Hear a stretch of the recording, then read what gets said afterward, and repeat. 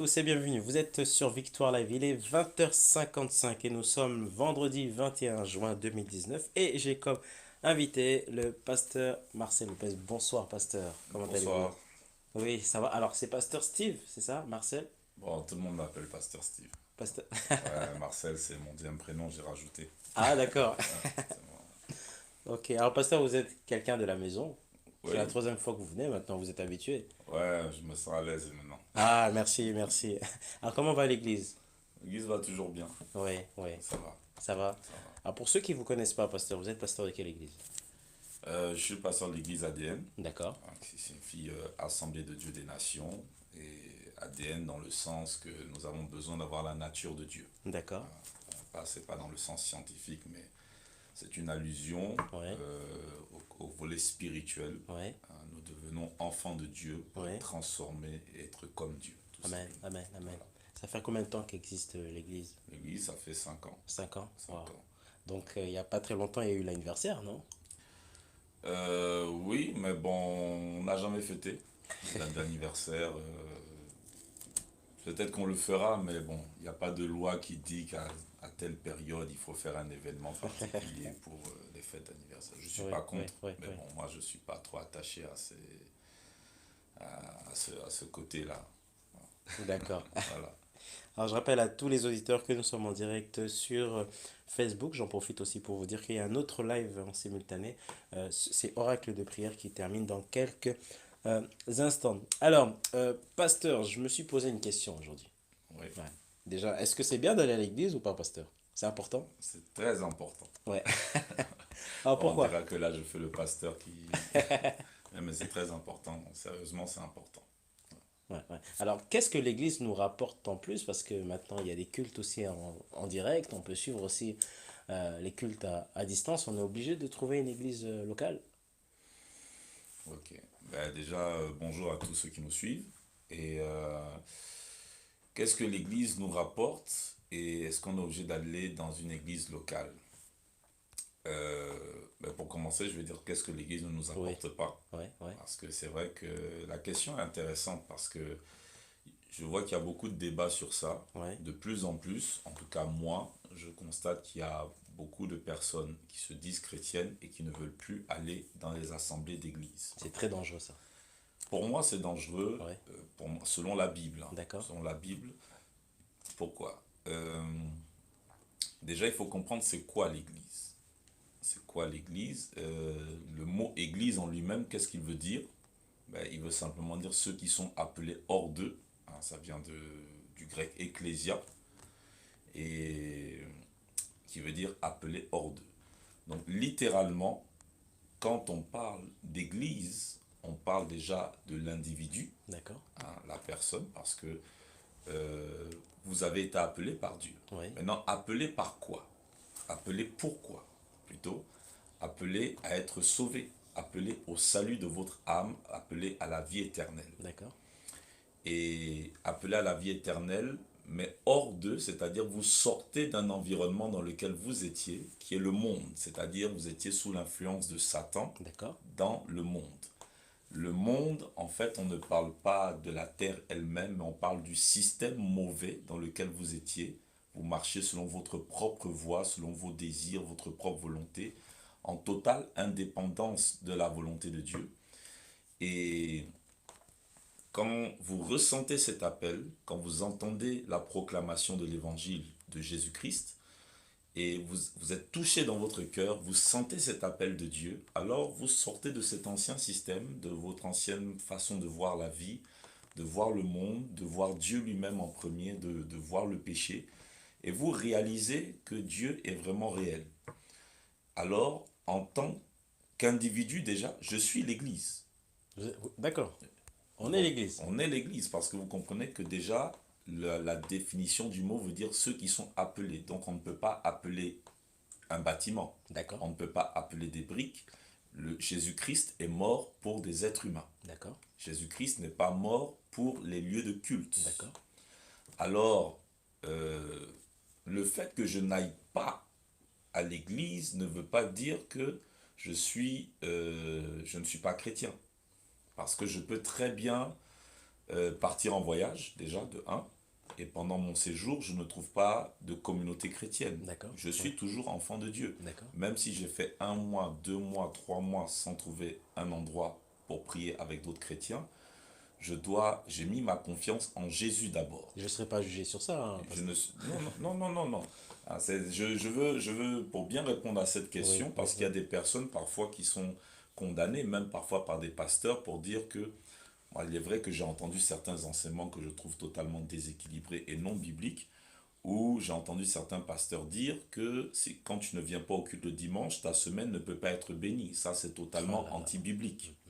Votre bénédiction ne dépend pas de votre présence à chaque culte. D'accord. Maintenant, et bien sûr qu'il y a une bénédiction dont la Bible parle pour les cultes. Oui, oui. Mais là, il se serait allé dans un extrême. C'est ce qu'on appelle d'ailleurs de l'extrémisme religieux. Souvent, les gens veulent bien faire peut-être, mais ils deviennent eux-mêmes extrêmes dans leur foi, ce qui n'est pas bon. Donc, je suis moi-même l'Église. Donc, quand on dit, moi je le dis, mais si on réfléchit bien au sens, quand je dis allons à l'Église, quelque part, ça ne veut rien dire. Parce que je suis déjà moi-même l'Église. Deuxièmement, nous sommes l'Église dans un sens de communauté. Parce que Dieu nous appelle individuellement. Donc, le mot Église veut dire ceux qui sont appelés hors d'eux. Donc, à partir du moment où Dieu m'a appelé, je suis son Église. Je suis un appelé de Dieu, littéralement. Maintenant, il y a l'Église au sens de la communauté. Et la Bible parle des deux. Quand vous lisez 1 Corinthiens chapitre 3, Ouais. vous lisez 1 Corinthiens chapitre 6, le chapitre 6 fait référence à vous comme un temple de Dieu, mais là c'est l'individu. Ne savez-vous pas que votre corps est le temple du Saint-Esprit? Mais au chapitre 3, il est écrit que ceux qui détruisent le temple de Dieu, Dieu les détruira. Quand vous lisez le contexte, dans les deux on parle de temple, au chapitre 6 on parle de vous l'individu comme étant un temple personnel de Dieu, Ouais. mais le chapitre 3 parle du temple comme la communauté. Quand vous détruisez l'œuvre de Dieu dans son Donc église, c'est différent. c'est différent. Faut pas se Les, mélanger. les deux marchent ensemble, mais il y Ouais, a quand ouais. même une nuance. D'accord. Donc Dieu considère les deux. Dieu me considère en tant qu'église. Ouais. Le fait que je ne trouve pas une communauté, parce qu'il y a aussi une réalité.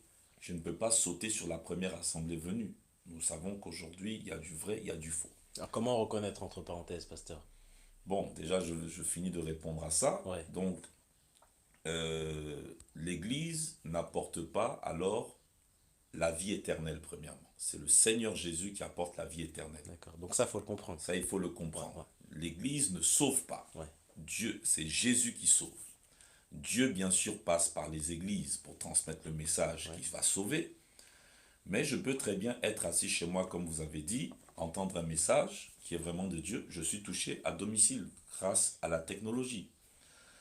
Donc, et confesser Jésus-Christ chez moi. Ça, c'est possible. Ça, c'est possible. Je peux lire un livre. D'ailleurs, il y a plusieurs livres que moi j'ai lus dans ma vie chrétienne, où d'ailleurs on voit ces pasteurs qui ont écrit mettre des prières. Maintenant, si vous croyez à tout ce qui est écrit, posez ce livre, lisez-le avec la Bible à côté pour vérifier, et répétez la prière qui est écrite: Seigneur Jésus, je t'accepte aujourd'hui, je reconnais. Donc, on peut très bien accepter Jésus par différents moyens de communication aujourd'hui. Il y a eu plein de témoignages, pasteur, pardon, où des personnes ont donné leur vie à Jésus sur Internet, hein. Bien sûr. Ouais. Donc, mais maintenant, je dirais une chose, c'est que accepter Jésus n'est pas une finalité, c'est un départ. Dans Jean chapitre 14, verset 6, Jésus dit: Je suis le chemin. Ouais, ouais. Quand je dis c'est pas une finalité, je ne dis pas que comment dire, parce que j'ai aussi entendu des enseignements, vous savez, il y a tellement de doctrines aujourd'hui pour dire que ça c'est juste le départ, après presque entre guillemets on ne considère, non, Jésus vous devez toujours le considérer, il est le centre de toute chose. Mais c'est un cheminement maintenant. Vous acceptez Jésus, mais pour grandir, comment est-ce qu'on fait pour grandir? Parce que quand vous l'acceptez, vous êtes comme un bébé, mais maintenant le Seigneur veut une croissance spirituelle. Et là maintenant va venir le rôle de l'Église. D'accord. Déjà dans Proverbes chapitre 16, verset 4, il est écrit que l'Éternel a tout fait pour un but. Donc si aujourd'hui quelqu'un se dit chrétien et qu'il est contre le système de l'Église, je dirais qu'il est contre Dieu, contre la sagesse de Dieu. Parce que si Dieu a fait l'Église, c'est qu'il y a un but derrière l'Église. L'Église a un but. L'Église vient de Dieu. l'Église ne vient pas de Satan. Donc l'Église a sa mission. L'Église a sa mission. Ouais, ouais. Dans l'Église, je ne vais pas tout énumérer, mais quelques bénédictions que je peux donner pour interpeller certaines personnes. L'Église, on peut le traduire aussi par assemblée ou un rassemblement. Alors, donc ça veut dire que Dieu veut des rassemblements. Il faut qu'on soit clair. Quand vous devenez chrétien, vous devez comprendre que vous n'êtes pas un enfant unique de Dieu. Vous devenez un enfant de Dieu au milieu d'une grande multitude d'enfants de Dieu. Alors qu'est-ce que ça veut dire tout ça? Ben, ça veut dire que si vous ne voulez pas côtoyer une église, Ouais. ben, c'est une manière de dire au Père que vous ne voulez pas des frères et sœurs. Donc vous ne voulez pas de la famille, donc vous ne voulez pas du Père lui-même. Vous comprenez? Quand vous êtes un parent responsable Ouais, ouais. et que vous voyez que un des frères ou un membre de la famille veut mettre un total écart avec les autres, mais il veut garder un contact avec vous, le parent, mais il ne veut pas de contact avec les frères et sœurs. Vous allez le recadrer, vous allez non, non, non, non. Tu n'es pas le seul dans la maison. Il n'y a pas que toi. Et moi, en tant que parent, ma joie est que mes enfants se retrouvent. Il faut bien comprendre que Dieu aussi a son cœur. Alors, les rassemblements font la joie de Dieu. Amen. Tout simplement, avant qu'on aille déjà plus loin. Je dirais qu'aujourd'hui, les gens sont tellement centrés sur eux-mêmes. Qu'est-ce que l'Église va m'apporter? Non, ne réfléchissez pas comme ça. Qu'est-ce que j'apporte à Dieu? Ouais, les gens aujourd'hui veulent tellement recevoir. C'est pour ça que d'ailleurs, le nom qui a été donné ADN, c'est ce jeu de mots pour dire que nous ne venons pas à l'Église d'abord pour recevoir, parce que nous avons déjà reçu la plus grande bénédiction qui est Christ. Amen. Amen. Nous venons dans les églises pour recevoir maintenant, grandir dans la nature de Dieu. La Bible dit c'est le fer qui aiguise le fer. Quand vous côtoyez une assemblée locale, ben déjà il y a des pasteurs, des conducteurs spirituels. Ils ne sont pas parfaits, mais qui pourront vous expliquer, au moins pour commencer déjà le b.a.-ba des doctrines spirituelles. Ils sont là pour ça. Ils sont là pour ça. Ouais, ouais. Vous trouverez aussi des frères et sœurs qui sont aussi expérimentés, qui peuvent vous expliquer certaines choses. Vous gagnez du temps, Ouais, ouais. hein, au lieu de rester seul dans votre coin. Vous gagnez aussi la communion fraternelle. Dieu donne une famille. Donc, d'autres, vous avez peut-être des amis, mais qui sont tous inconvertis. Je vois certaines personnes qui disent les païens sont plus gentils que les chrétiens. Moi, je ne suis pas d'accord avec ça. Il y a le péché partout dans le monde. Mais ce qui est intéressant, moi, j'ai vu quand même plusieurs fois des personnes se plaindre comme ça, mais quand même des chrétiens t'ont aidé. Donc même si tous les chrétiens ne t'ont pas aidé, Dieu permettra toujours que dans la famille chrétienne, quelqu'un puisse t'aider.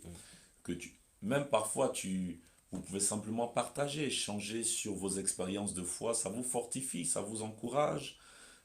Parfois, même si tu as des amis non chrétiens, avec tes amis chrétiens, tu peux partager des temps de prière parce que les pasteurs, là, ne sont pas des dieux pour être là constamment, pour prier. Moi, j'ai par exemple des gens qui me disent, pasteur, je peux t'appeler à 2 h du matin pour prier. Non, ça, c'est pas possible.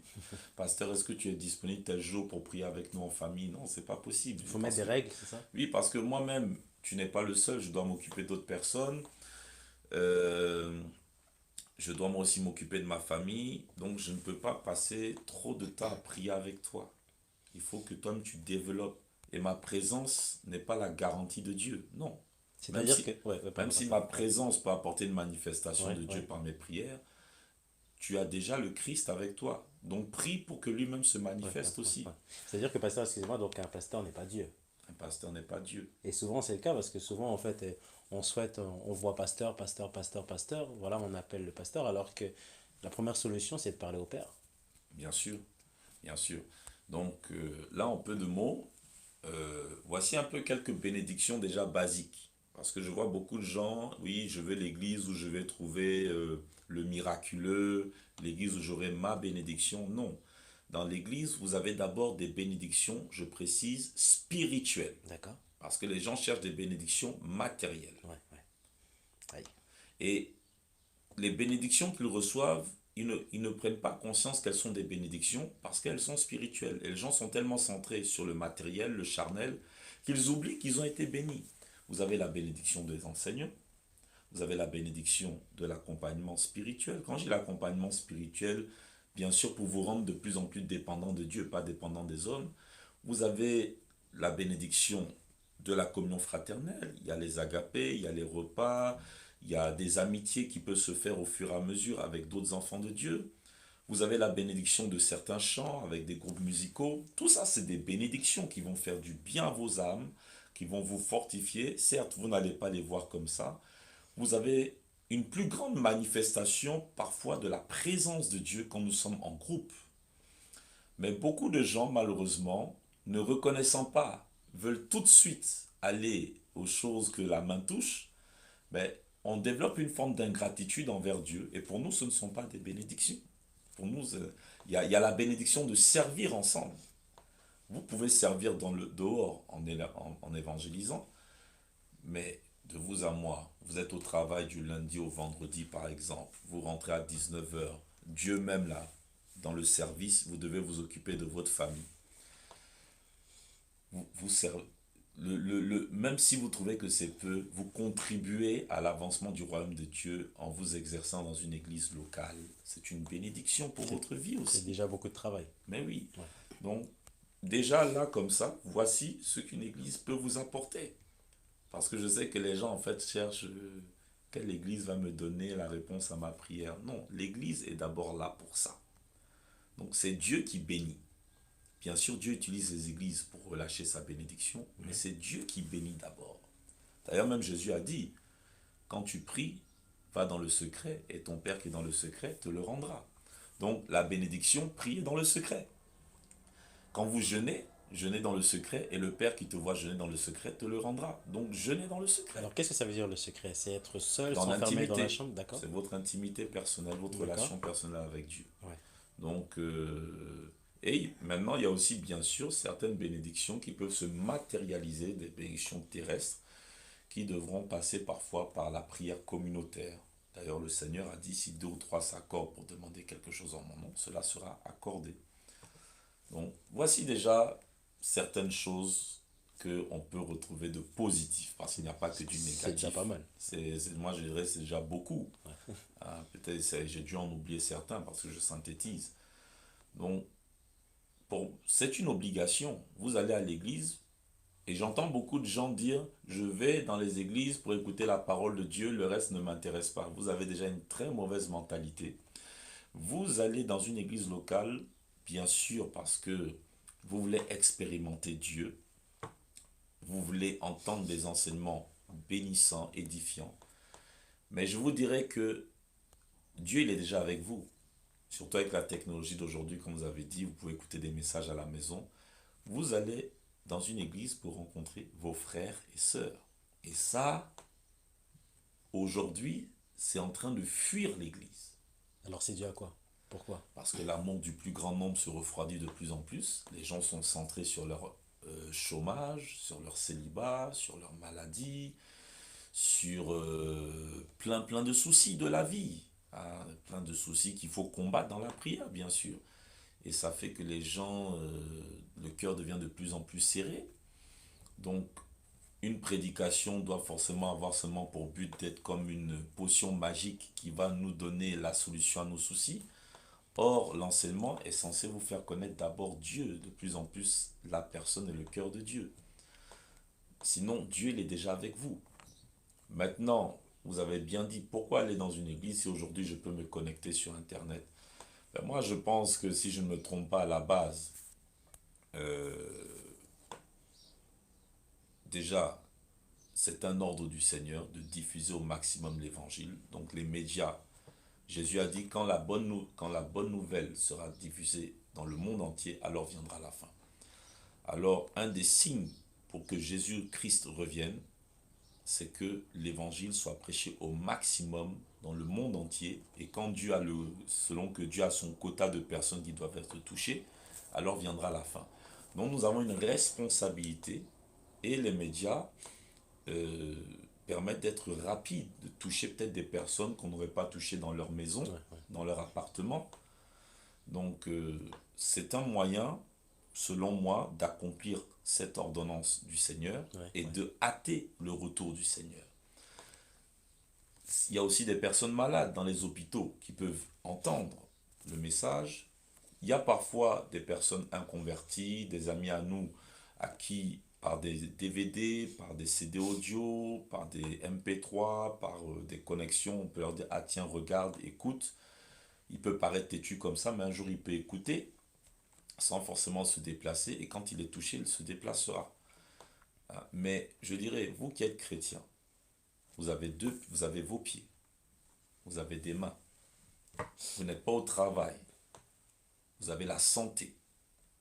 Et même si vous n'aviez pas la santé, vous allez au travail étant malade. C'est ça. Vous allez au travail avec des douleurs dans le dos. On se force pour aller au Vous allez travail. au travail avec des migraines. Vous allez au travail parfois avec la grippe. Parce qu'on sait, excusez-moi, pasteur, parce qu'on sait que derrière, il y a un salaire. Il y a un salaire, On sait que si on ne va pas au travail, bien sûr. ouais.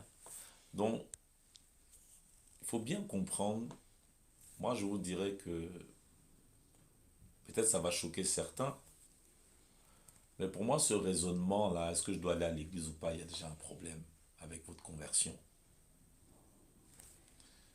Dites-moi, quand vous êtes heureux de rentrer dans un royaume, c'est vrai qu'il y aura des déceptions. Mais j'ai un problème avec les hommes, j'ai pas un problème avec Dieu. Et je dis souvent aux gens, vous qui voulez quitter les églises, ou qui ne voulez plus aller dans les rassemblements d'enfants de Dieu, mais qui dans sa famille n'a jamais eu des histoires, en tout cas pour ceux qui ont des frères et sœurs ou des cousins, qui n'a jamais fait d'histoire avec un cousin, un frère, une cousine. Il y a toujours quelque chose. Quand vous avez fait des histoires, Ouais, ouais. est-ce que vous avez quitté la maison? Vous avez fait des histoires avec le frère. Vous n'avez pas fait des histoires avec tous les frères. Si vous êtes dans une famille nombreuse, il y en a peut-être qui nous écoutent ce soir. Vous êtes peut-être une famille où vous avez 6 frères et sœurs, 12 frères et sœurs. Le jour où vous êtes pris la tête avec un de ses frères ou une de ses sœurs, vous ne êtes plus pas. C'est pas tous les frères et sœurs. Exactement. Donc, quand vous avez un problème avec une personne ou deux ou trois dans l'église, ce n'est pas l'église. C'est ce que il y a un problème de maturité. Quand vous avez un problème dans votre famille biologique avec les frères et sœurs, c'est pas avec vos parents. Donc, j'ai un problème avec eux, j'ai pas un problème avec Dieu. Au pire, si cette église est en totale déviation, je me retire dans la présence de Dieu, je prends un temps de recul, peut-être j'ai besoin de guérison intérieure, je prie le Seigneur, mais je ne mets pas une croix sur le principe du Seigneur. Et je me laisse guider par Dieu, je demande à Dieu de m'orienter vers d'autres personnes qui le craignent. Mais je ne me ferme pas au principe de l'Église. Ça, c'est l'erreur de beaucoup d'enfants de Dieu. L'ennemi joue sur ça, pasteur? Il Bien profite sûr, de certaines situations. la déception, vous savez, la frustration, ça crée quoi? Selon Hébreux chapitre 12, ça crée de l'amertume. Vous devenez amer. Oui. Ouais, si je vous donne un médicament, parfois c'est amer. Ouais, ouais. Si je vous donne un repas qui est amer, la plupart des gens, quel réflexe, c'est de le cracher, Ouais, ouais, ouais. même parfois de le vomir. Ouais, ouais. Quand vous avez été blessé et que vous n'allez pas dans la présence du guérisseur, un des noms de Dieu, c'est Yahweh Rapha. Dieu n'est pas seulement là pour guérir le cancer, le diabète, les yeux aveugles, il guérit les cœurs brisés. Et c'est surtout ça que Dieu veut guérir. Allez demander à Dieu de guérir votre cœur. Parce que si vous ne le faites pas, l'amertume va rentrer en vous. Et Hébreux chapitre 12 nous dit ceci, faites attention à l'amertume, car elle peut vous priver de la grâce de Dieu. Elle peut engendrer même des rejetons. Parce que quelqu'un qui est amer, vous allez voir que il va parler de son mal aux autres. Il va commencer à encourager les gens à marcher comme lui, en général. Oui. Vous ne verrez jamais quelqu'un mettre les gens dans le même panier que lui s'il n'est pas blessé. Quand vous êtes dans l'amertume, faites attention. Vous êtes une victime, c'est vrai. Mais si vous ne laissez pas Dieu guérir votre cœur, vous allez devenir un ennemi de Dieu. Il y a beaucoup de gens qui sont tellement dans l'apitoiement de soi. Au départ, vous étiez sous la compassion de Dieu. Là, vous êtes sous la colère de Dieu. Vous voyez un peu? Ça va peut-être choquer les gens, mais moi, une fois, j'ai regardé un reportage où on parlait de pédophiles, de personnes qui avaient subi la pédophilie, donc elles étaient victimes. Donc, elles faisaient pitié. Devenues adultes, elles sont devenues elles-mêmes des pédophiles. Parce qu'elles sont pas, leur âme ayant été brisée, elles sont allées reproduire. D'accord. Moi, je vois aujourd'hui beaucoup de gens se plaindre de l'Église et mener une vie de péché pas possible. Oh là là. Donc ça devient pire. Mais C'est ce oui, que vous parce que dites, quand pasteur? l'amertume entre en vous, vous retournez dans beaucoup de choses, hein. Vous allez retomber dans beaucoup de choses. Moi, j'ai vu des pasteurs se plaindre d'autres pasteurs, les vilipender partout. Et le jour où eux-mêmes deviennent responsables dans leur propre communauté, ils font la même chose ou pire que ceux qu'ils ont critiqués. Parce ils ont le cœur amer. Donc, ils reproduisent Ouais, ce ouais, qu'ils ont critiqué. ouais. Donc, nous bénissons Dieu pour la technologie. Mais je vous assure, par expérience, moi j'ai des gens qui me disent ça, parfois des gens qui étaient sur place qui disent, ah pasteur, on a regardé le culte en différé. Oh, ça m'a fait du bien de le revoir, mais c'était pas pareil. C'est pas pareil. Et c'est là que certains me disent, je réalise l'importance d'être le vrai live, Waouh, le waouh. sur place. Ça, c'est ça le vrai live. Le vrai live, c'est pas Facebook live. Parce qu'il y a des, je ne sais pas, il y a des, il y a une atmosphère. euh, C'est complètement différent. C'est différent. Regardez, même nous encore, on n'est pas arrivé. Moi, quand j'écoute les chants de nos chantres, et on essaie d'écouter les critiques, il faut faire de l'autocritique. Parfois, certains disent, ah, c'était pas trop bien. Mais je vous assure, certains qui étaient sur place, ils ont trouvé ça, pas tout le temps, mais parfois, ils ont trouvé ça top. Parce que même le son, le micro, ne ressort pas pareil étant sur place qu'à travers Ouais, un ouais, écran. ouais, Vous voyez un peu? Là, il y a des prières qui ne vous touchent pas pareil. Et je dirais à ceux qui nous écoutent ce soir, parce que moi aussi j'écoute d'autres pasteurs, des prédications, on continue d'apprendre. Parfois quand je suis chez moi, j'écoute un message, je peux le faire en mangeant. Ça vous arrive pas, vous? ouais. Je peux le faire en bricolant. Et c'est bien, Oui, au c'est pas contraire. mauvais, Ouais. parce que là je suis plus dans le côté information. D'accord, Je ne ok. suis pas dans l'esprit culte, Ouais, ouais, culte. ouais, Et parfois, je peux être touché, mais parfois, j'écoute un message en conduisant ma voiture. Donc je peux quand même recevoir à ce moment-là. Bien sûr que Ouais. je reçois, mais il y a des choses que je ne recevrai pas pareil. Pourquoi? Parce que je ne suis pas quand même dans la même déférence, je ne suis pas dans la même atmosphère de respect, je veux dire. Quand je suis sur place, je peux être chez moi, j'écoute un message, je suis en train de mâcher mon chewing-gum. Enfin, non, ça, c'est des choses que je ne peux pas faire quand je suis dans un lieu de culte. Nous avons loué Dieu. Nous avons béni Dieu. Nous sommes prosternés. En tout cas, nous sommes là en train de chercher Dieu. Je ne peux pas le faire en regardant mon téléphone. Ouais. Donc, il y a quand même. Il ne faut pas que les gens se mentent à eux-mêmes. La distance ne remplace jamais la proximité. Regardez les gens qui disent qu'ils ont une relation à distance, on s'aime, mais très souvent ça Ça casse. casse, ouais, ouais. Et c'est pas stable. C'est pas stable. Les gens qui disent non, on est fiancés depuis 5 ans et on est à distance, même chez les chrétiens. Je dis, mais toi, il n'y a plus de maris en France pour que tu ailles chercher des maris que sur Facebook. L'autre est à Washington, l'autre est au Bénin, Il mais faut qu'on c'est fasse quoi? très très attention quand même. Voilà, je ne dis pas que c'est impossible. Ouais, ouais. Mais très souvent, vous voyez, il n'y a pas de stabilité, vous ne savez pas non. Hein. Donc, euh, euh, aller dans une assemblée. Moi, j'encourage tous ceux qui nous écoutent aujourd'hui.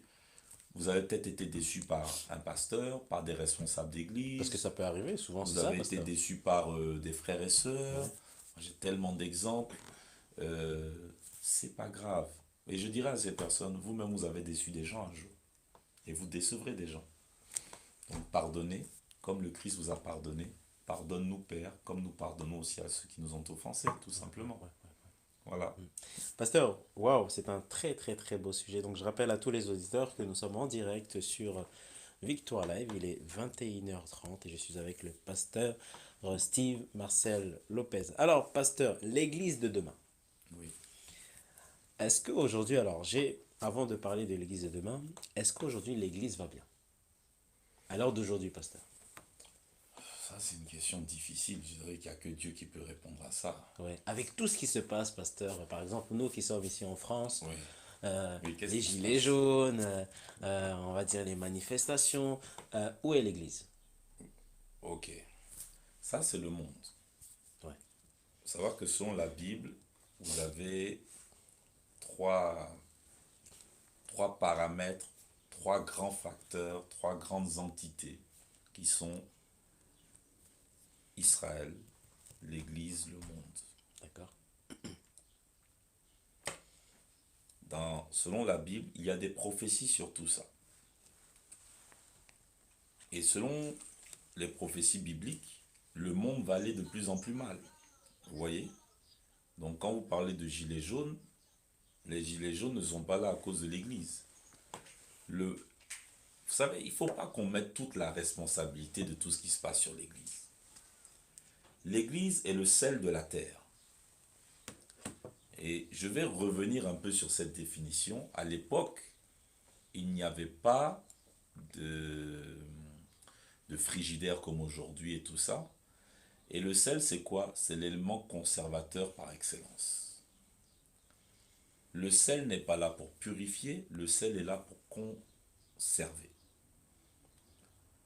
D'ailleurs, aujourd'hui, beaucoup de gens tombent malades parce que tous les plats, les conserves, les surgelés, si aujourd'hui vous faites une pizza maison ou un gâteau maison, vous êtes sûr qu'au bout de 3, 4 jours, une semaine à tout casser, même si vous l'avez mis au frigidaire, il va commencer à pourrir.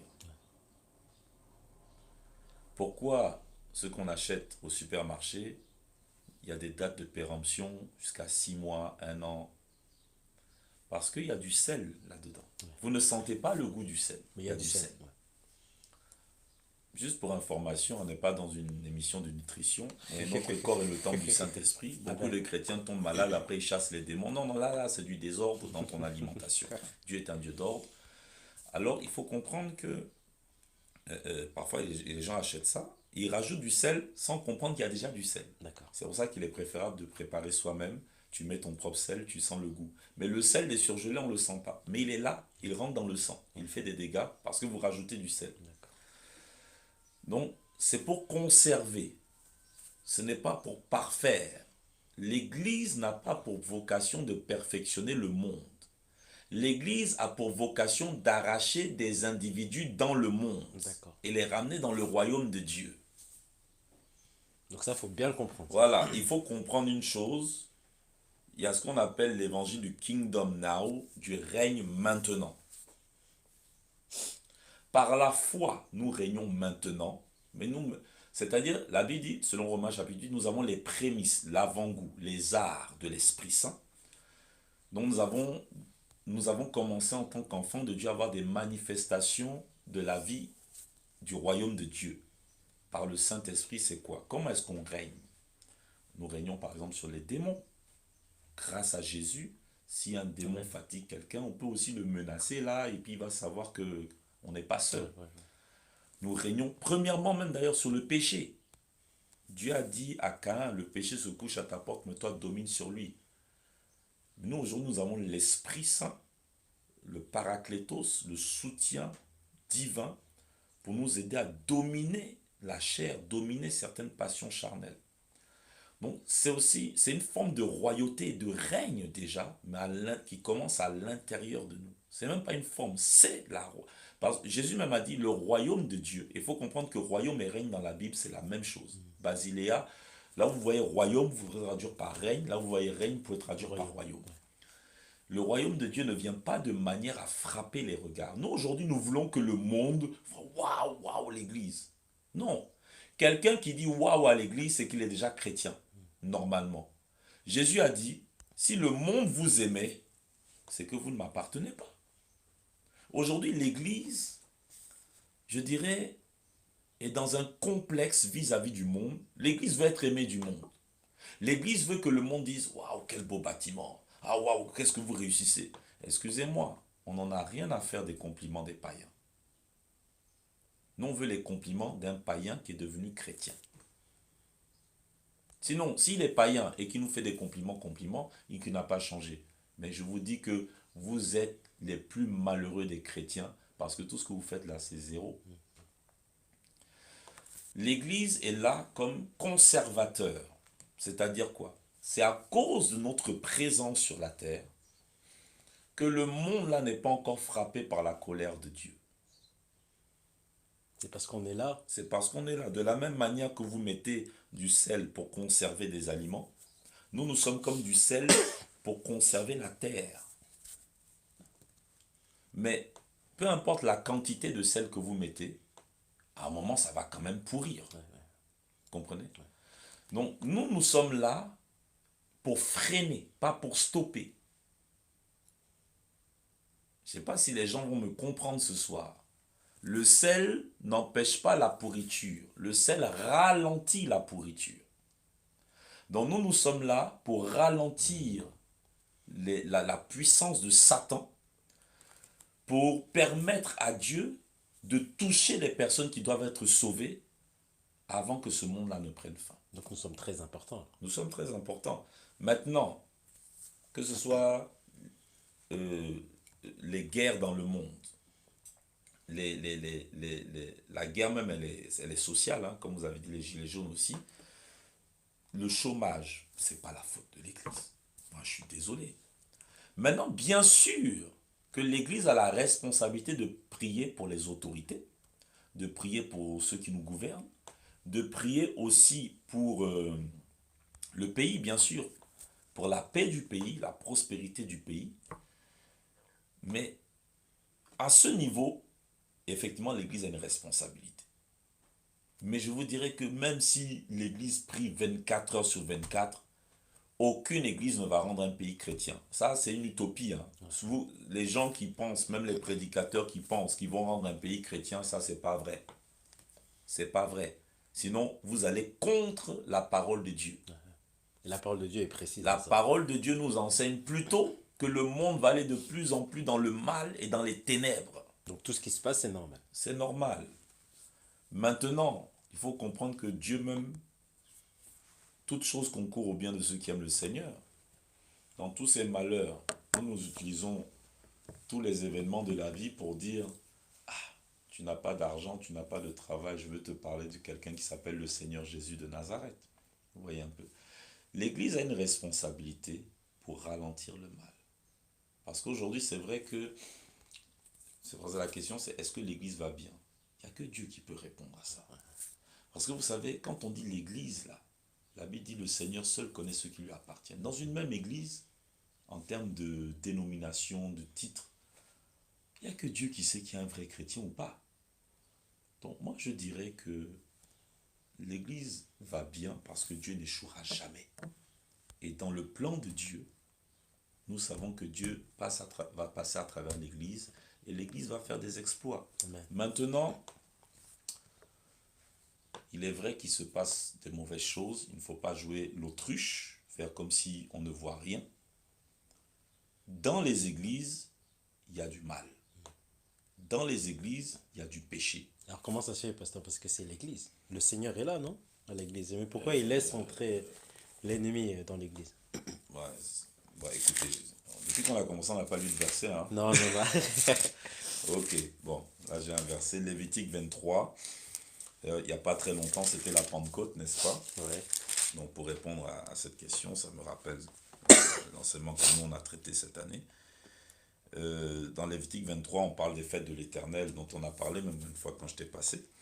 Et on parle de la fête, de l'origine de la fête de Pentecôte.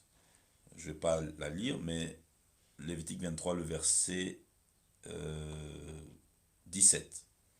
On explique à l'époque, à la fête de Pentecôte, et nous savons, pour quelqu'un qui a quand même un peu de culture biblique, en général, quand les gens pensent à Pentecôte, ils pensent à quoi? Ils pensent Saint-Esprit. Donc Saint-Esprit, c'est où? L'Église. Le Saint-Esprit descend sur des croyants, pas sur des incroyants. Et historiquement, il est descendu sur 120 personnes, parmi lesquelles il y avait les 12, qui étaient tous des disciples du Seigneur Jésus, de Dieu, donc des personnes qui marchaient dans les voies de Dieu. Maintenant, dans Lévitique 23, nous avons le détail comment à l'origine Dieu avait demandé de fêter cette fête. Et un des détails, c'est Lévitique 23, verset 17. Vous apporterez de vos demeures 2 pains pour qu'ils soient agités de côté et d'autre. Ils seront faits avec 2 dixièmes de fleur de farine et cuits avec du levain. Ce sont les prémices à l'Éternel. Vous voyez, ici, Dieu demande d'apporter des pains cuits avec du levain. Chose très bizarre. Parce que dans les fêtes de Dieu, dans la parole de Dieu, dans les pains consacrés à Dieu, qui étaient dans le tabernacle, Dieu demande toujours que le pain soit sans levain. Quand vous allez dans la Nouvelle Alliance, l'apôtre Paul explique ce que signifie ce levain, c'est le péché, c'est la malice, c'est la méchanceté. Il dit célébrer la fête, non avec, en parlant même de la Pâque, de la semaine des pains sans levain, tout ça, célébrer la fête non avec le vieux levain de la méchanceté, de la malice, mais célébrez-le comme étant une pâte nouvelle, sans péché. Maintenant, ici, Dieu nous demande de célébrer une fête avec du levain, donc avec du péché, c'est bizarre. Parce que la fête de Pentecôte, elle est centrée sur l'Église, justement. Elle est centrée sur le peuple de Dieu. Ouais. La plupart des autres, bien sûr, Dieu est là aussi au centre, mais dans les autres fêtes, c'est plus centré sur Dieu lui-même. Mais là, c'est une fête où Dieu centre le peuple. Et parce que cette fête était prophétique pour annoncer justement la venue de l'Esprit Saint, la puissance de Dieu sur son peuple. Et 2 pains remplis de levain, ça veut dire que Dieu lui-même, dès les premiers livres bibliques, nous dit que son peuple aura du péché. Est-ce que vous connaissez un chrétien qui n'a jamais péché? Moi, j'en connais pas. Je connais même des pasteurs qui pêchent bien, très bien. Des prophètes qui sont très bons dans le péché. Et qui sont pasteurs. Et qui sont pasteurs, prophètes, apôtres. Bon, après, certains même, on peut dire qu'ils sont faux. Mais à un moment, mais c'est pour dire quoi? Je ne parle pas forcément de celui qui vit dans le péché, ou qui pratique le péché. Vous savez, des chrétiens, à un moment, qui peuvent se mettre, qui ont confessé qu'un jour, ils ont vraiment été énervés, qu'ils ont fait une bêtise. Ils ne vivent pas dans le péché. Mais ça veut dire que il y a le Saint-Esprit en vous, il y a la sainteté de Dieu, mais la racine du mal n'est pas totalement arrachée. C'est la raison pour laquelle le Seigneur Jésus va transformer nos corps. C'est parce que si nos corps là étaient bons, on irait directement au ciel avec nos corps. On n'aurait plus notre place ici. Voilà. Ouais. Donc, aujourd'hui, quand un chrétien meurt, il va au ciel, son corps ne le suit pas. Il attend le jour de la résurrection de son corps. Donc, le corps qui est là est contaminé par le péché malgré la conversion, malgré le nouveau cœur, malgré le désir de servir Dieu, malgré l'amour de Dieu dans notre cœur. Il y a des passions qui combattent à l'intérieur de nous. Même l'apôtre Paul a dit, qui me délivrera de ce corps de mort? Donc, si, moi je dirais que le problème, les gens ne lisent pas leur Bible. Les gens jouent toujours les étonnés. Mais vous allez acheter le dernier un téléphone, je ne vais pas citer de marque, qui coûte 1500 €, avec une pomme croquée. Voilà, tout le monde court derrière. Alors que tout ce que tu vas faire avec, c'est Allo, Facebook, c'est tout. 1500 €, 2000 €, 1800 €. Bon, ok, d'accord. Et tu lis pas la notice. C'est que tu as un appareil entre les mains, tu ne sais pas ce qu'il fait. Et voici quelqu'un qui est informaticien, il te prend ton téléphone, il fait tata. Oh, le téléphone il fait ça. Oh là là. Tu es étonné, tu es toujours étonné. Ouais. Parce que tu n'as pas lu la notice. Mesdames, mesdemoiselles et messieurs, vous qui nous suivez, nous avons une notice. C'est la Bible. Amen, amen. Vous êtes étonnés parce que vous ne lisez pas vos Bibles. Je suis désolé. Le Seigneur n'a jamais dit que les chrétiens sont des hommes parfaits. Les chrétiens sont des hommes qui ont accepté Jésus-Christ comme Seigneur et Sauveur, numéro 1. Numéro 2, ils ont reçu l'Esprit du Seigneur, et l'Esprit du Seigneur en eux les a convaincus que la vie du péché, là, c'est pas bon. Numéro 3, ils reçoivent en eux de nouveaux désirs, un cœur nouveau, l'envie maintenant de changer de vie. Mais numéro 4, le Saint-Esprit n'a pas enlevé le péché, mais il donne le pouvoir de combattre le péché. Donc le péché est là. C'est ça qu'un chrétien peut faire, parce que je crois quand même qu'un chrétien peut faire au moins une semaine sans péché. Un chrétien peut ne pas pécher 3 jours, 4 jours, une semaine, 1 mois, 2 mois, 3 mois. Et puis bon, voilà, tu as chuté, tu te lèves. Quand je dis chuter, ce n'est pas toujours dans des grandes profondeurs, hein, mais tu reconnais que là, pourquoi j'ai menti comme ça? Pourquoi je me suis énervé? Là, c'était un peu trop fort. Ça arrive. Mais le plus important, c'est de le reconnaître. C'est de le reconnaître. Parce que, d'où le fait que vous vous rendez compte que l'Esprit Saint est là. Parce que vous reconnaissez. Or, avant, vous n'alliez jamais le reconnaître. Pour vous, c'était normal. Donc, dans l'Église, il y a le péché. Ça, c'est premièrement.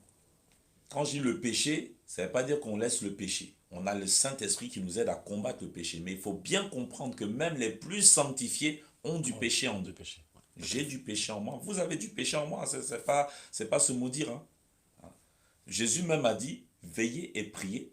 C'est-à-dire, veiller ici, c'est pas les veillées de prière. Littéralement, c'est soyez vigilants. Ça, exactement. Surveillez-vous vous-même. Et priez afin de ne pas tomber en tentation, car votre esprit est bien disposé. Votre cœur a envie de faire des bonnes choses pour Dieu. Mais votre chair est faible, il y a du péché là-dedans. Mais quand vous priez, vous crucifiez le péché. Quand vous jeûnez, vous crucifiez le péché. Quand vous méditez la parole de Dieu, vous passez du temps avec Dieu, vous crucifiez le péché. Quand vous écoutez une prédication remplie de la présence de Dieu, vous crucifiez le péché. Donc, il y a des disciplines spirituelles à mettre en place. Maintenant, quand vous ne faites pas tout ça, ben, petit à petit, les clous là qui crucifient votre chair, ça sort. Donc, deuxièmement, il y a aussi les infiltrés dans l'Église qui amènent le péché, mais il faut comprendre la nuance. Le chrétien sanctifié, mais qui a du péché en lui, ça pourrait arriver que le péché veuille se réveiller, mais il peut le maltraiter. Il a le pouvoir de maltraiter ce péché. Donc, il n'y a pas de personne parfaite. Nous sommes perfectionnés quotidiennement. Ça veut dire qu'il faut se méfier à l'église?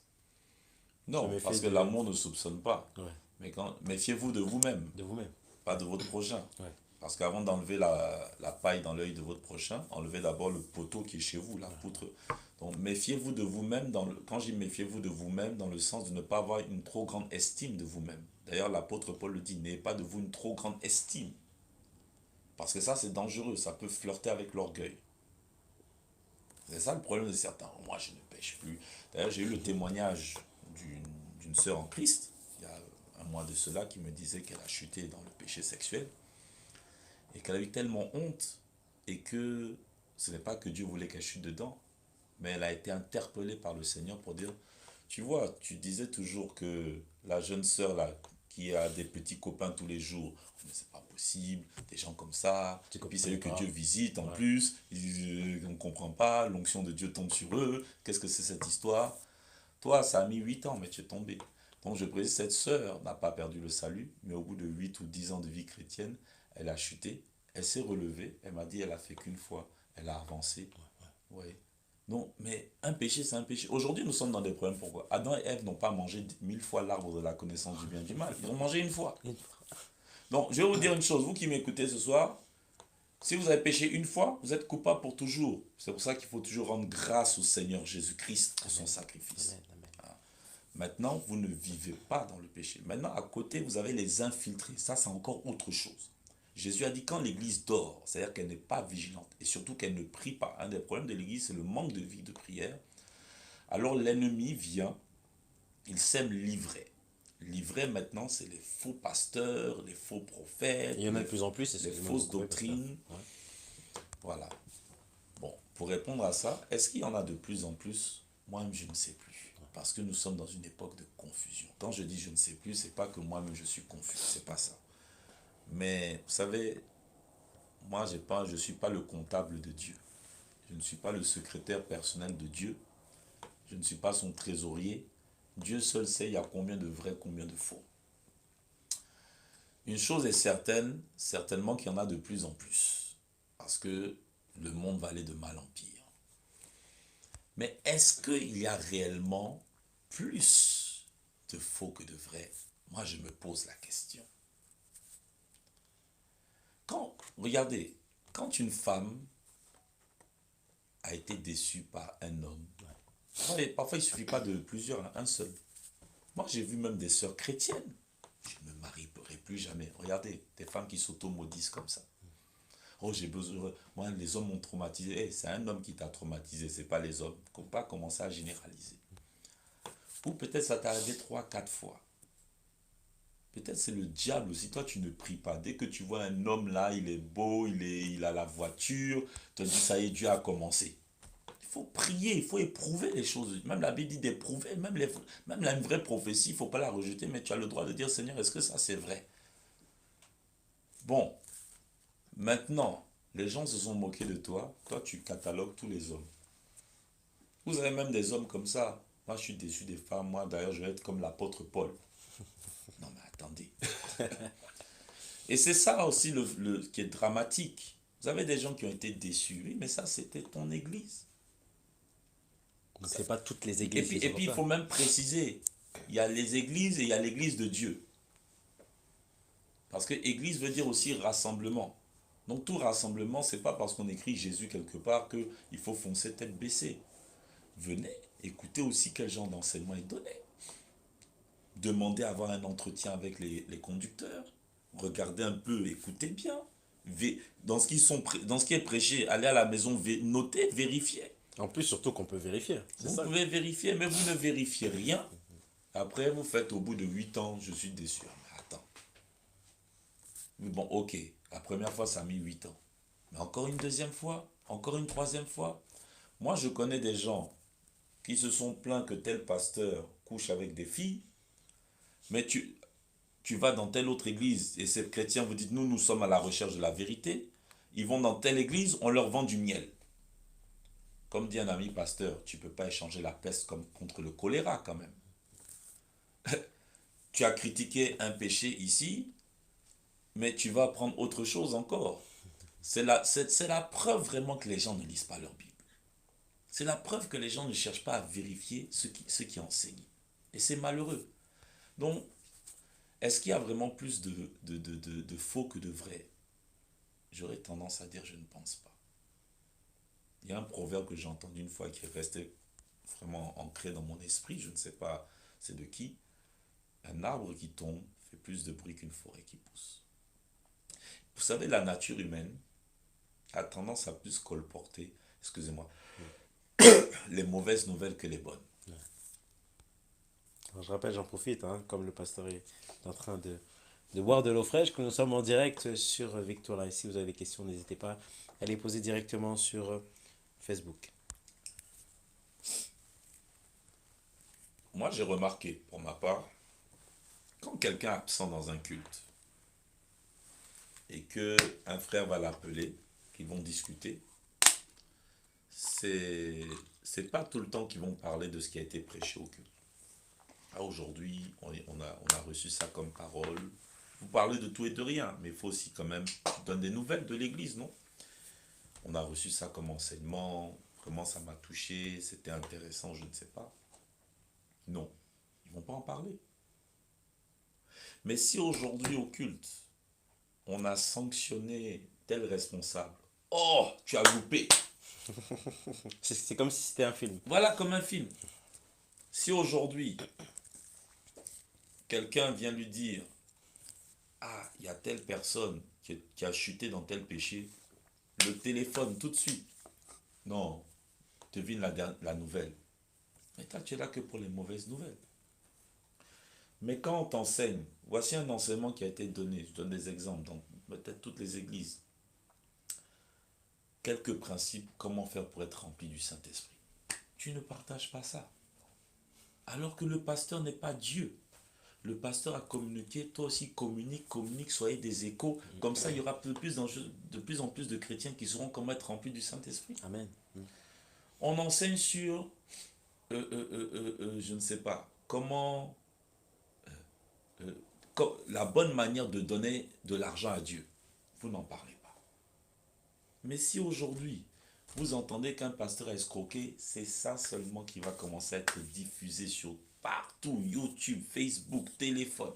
C'est-à-dire qu'on passe à côté. On passe à côté du plus important. Écoutez, je suis chez moi, dans ma maison. Je ne sais même pas qu'est-ce que je vais manger demain. Je cherche des solutions. Et toi, tu viens me raconter, voici comment l'autre, il mange, il dort, il voyage. Ça, est-ce que c'est pas l'escroquerie? Mon frère, même si c'est l'escroquerie, moi, demain, j'ai un problème. Cherchons la solution au lieu de parler des autres. C'est une distraction. Est-ce que je dis qu'il ne faut pas dénoncer? Non, la dénonciation, elle est biblique. Mais est-ce qu'on peut passer tout son temps? Et d'ailleurs, même, je vous dirais, aujourd'hui, avec l'essor des réseaux sociaux, moi, je me pose la question si nous ne sommes pas en train de rentrer dans une dérive qui est laquelle. Je ne vais pas citer de nom, mais regardez, il y a eu un bad buzz avec une résurrection qui est passé dans une église et tout ça. Et ça, on a vu que c'était pas du tout une résurrection d'ailleurs. Et je vois aujourd'hui, les chrétiens ont tellement partagé ça que même les païens sont tombés dessus. Oui. Ils en ont fait des sketchs. Maintenant, moi, je pose la question. C'était quoi vous ne voyez pas que vous êtes un peu utilisé par l'ennemi. Maintenant, quand c'est comme ça, voici le problème. C'est que pendant que vous avez répandu tout ça là, toi-même un jour là, est-ce que tu as déjà passé plus de 4 heures dans la présence de Dieu? Même, je dis 4 heures, même 2 heures. Pendant, et pourquoi je donne cet exemple? Cet exemple s'est passé dans un pays, je ne vais pas citer le pays, mais en Afrique. Tu vis en France, mon frère, et tu dis que l'église va mal. Non, mais tu parles. Je ne sais pas, il y a combien de pays sur la terre? Dans chaque pays, il y a combien de villes? Et dans chaque ville, il y a combien de quartiers? Et on va prendre ça pour dire l'église va mal. Nous sommes en train de parler de quelque chose qui s'est passé dans un pays. Il y a combien de pays sur la terre? Nous sommes en train d'amplifier. La chose n'était pas bonne. Ça, je ne suis pas en train de défendre. Parce que ça a été avéré. Même les personnes concernées disent que ce n'était pas une résurrection. Hein. Et ça se voyait d'ailleurs que ce n'était pas une résurrection. Moi, je n'ai pas voulu parler trop vite parce que je me dis, on ne sait jamais. Mais je me disais, dans l'affaire là, déjà, ça sent mauvais. Mais ça se passe dans un pays, dans une église. Et nous, on a empiré les choses, nos chrétiens. Parce que vous allez voir, voici des gens qui vivent à Paris qui disent, oui, les églises, les églises. Ah, mais attends, les églises. Tu ne vis pas dans ce pays. Maintenant, à Paris aussi, il y a beaucoup de... Je vous assure qu'il y a des églises très bizarres à Paris. Mais qu'est-ce que je veux dire par là? Aujourd'hui, tout passe par les réseaux sociaux. Je le dis parce que vous avez parlé de... C'est vous qui avez parlé en commençant l'émission que, oui, on peut regarder. Oui, oui. C'est ça le problème. Les gens sont assis derrière leur écran, ils vont regarder des bons messages, mais ils vont passer tout leur temps à regarder. Regardez, il y a des gens aujourd'hui qui ont des télés chrétiennes spécialisées dans la dénonciation. Ah là là. Je, moi, je ne suis pas contre le fait qu'on expose des choses. Mais tu ne peux pas avoir une télé spécialement dénonciation du matin au soir. C'est bizarre. Maintenant, il y a des gens qui sont arrêtés là. Ils prennent des nouvelles du Ghana. Ah, à Washington, il y a eu ça. À Philadelphie, il y a eu ça. À Dakar, il y a eu ça. Mon ami, tu te rends compte que le monde est vaste. Ok, tu as pris peut-être 1000 mauvaises nouvelles dans 1000 églises. Mais il y a combien d'églises sur la terre? Ouais, frère David, que nous sommes en train. Je connais des pasteurs qui font les autruches. Moi, une fois, il y a un pasteur qui m'a appelé pour me dire que lui ne veut plus collaborer avec moi parce que j'ai dit certaines choses dans un programme que lui n'a pas apprécié, que c'était un peu trop véridique selon lui. J'ai dit, mais si la vérité est vérité, et puis il me dit, c'est la vérité, mais j'ai dit, bon, à partir du moment où il y a un mais là, c'est un peu bizarre, parce que j'ai pas indexé quelqu'un, j'ai pas cité le nom de quelqu'un. Donc si aujourd'hui on ne peut plus aussi prêcher la vérité pure, comme elle est dans la parole, là il y a un Il y a problème. un problème. Un gros problème. Il y a un gros problème, et ce problème existe. Mais, je veux quand même dire aux chrétiens de faire attention par rapport à ces chrétiens qui ne veulent plus aller dans les églises. Non. C'est pas parce que fermez un peu vos oreilles. Vous vivez au Ghana, vous vivez en Allemagne, vous vivez en Belgique. Concentrez-vous sur... Dieu vous a mis en Belgique, concentrez-vous sur l'église de Belgique. C'est une fois j'ai dit à quelqu'un, moi je vis en France, je me concentre sur l'église de France. Chacun a son poste. Chacun a son poste. Vous n'avez pas fini d'impacter, de toucher, d'influencer votre quartier.